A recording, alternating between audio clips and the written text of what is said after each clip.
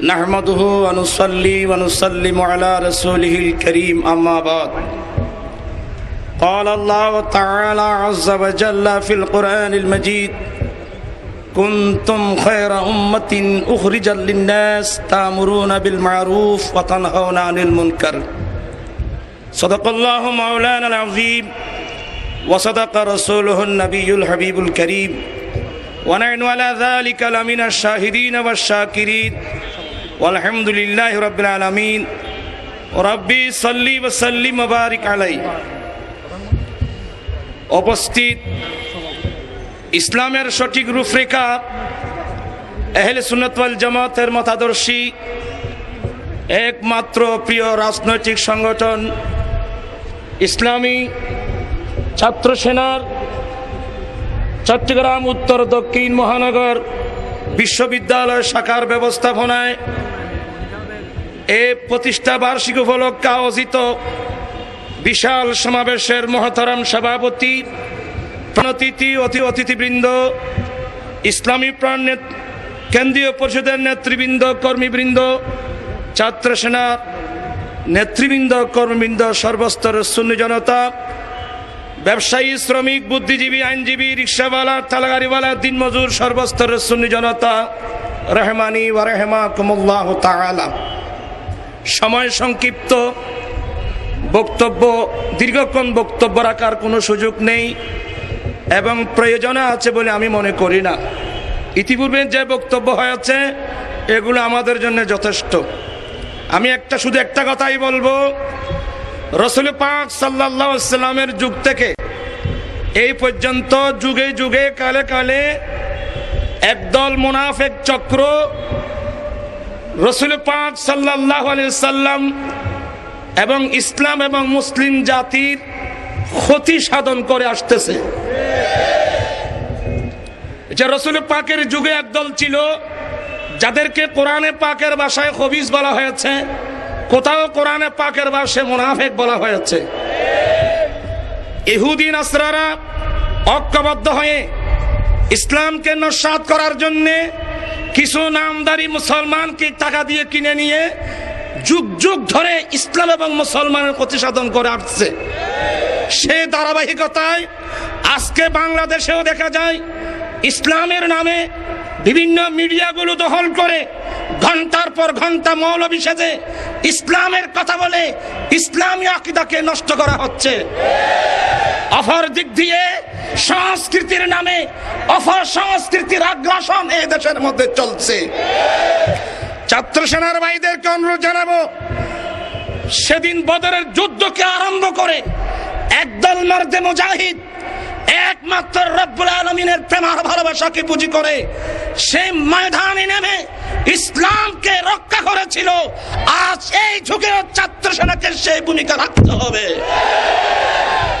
প্রাণপ্রিয় ছাত্র সেনার ভাইয়েরা, এই দেশের স্কুল কলেজ ইউনিভার্সিটির ছাত্র ভাইদেরকে অনুরোধ জানাবো, আজকে রাজনীতির নাম দিয়ে রাসূল পাক সাল্লাল্লাহু আলাইহি ওয়াসাল্লামের আদর্শ বাদ দিয়ে মানব গড়া মতবাদের পিছনে যাবার কোনো সুযোগ নাই। আমি আপনাদেরকে আহ্বান জানাবো, সবাই ছাত্র সেনার মধ্যে দলে দলে যোগদান করে নিজেকে রাসূল পাকের খাস উম্মত হিসাবে নিজেকে প্রতিষ্ঠা করার জন্য আমি আহ্বান জানাচ্ছি।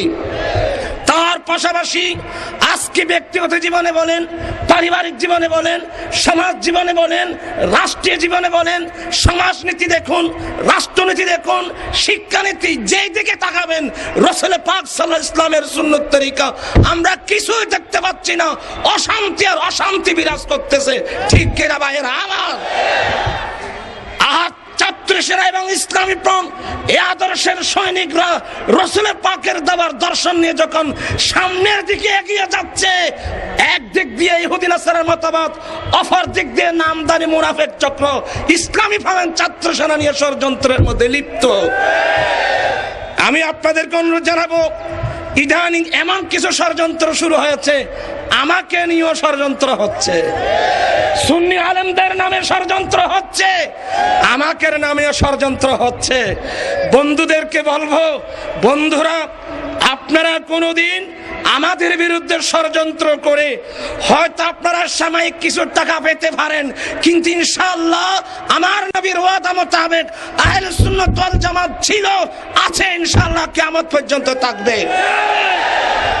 কোনদিন আপনারা নিশ্চিহ্ন হয়ে যাবেন ইনশাআল্লাহ। আহলে সুন্নাত ওয়াল জামাত ছাত্র সেনা ইসলামী ফ্রন্ট আছে, ইনশাআল্লাহ কিয়ামত পর্যন্ত থাকবে। আপনারা সবাই যে কোনো পরিস্থিতি হোক না কেন, আমরা নিজের বুকের রক্ত, তরতাজা রক্ত দিয়ে হলেও সুন্নিয়তকে আমরা অক্ষুণ্ণ রাখতে চাই। আপনারা পারবেন কি পারবেন না, হাত উঠাই বলেন। নারায়ে তাকবীর, নারায়ে রিসালাত, ইয়া রাসূলুল্লাহ।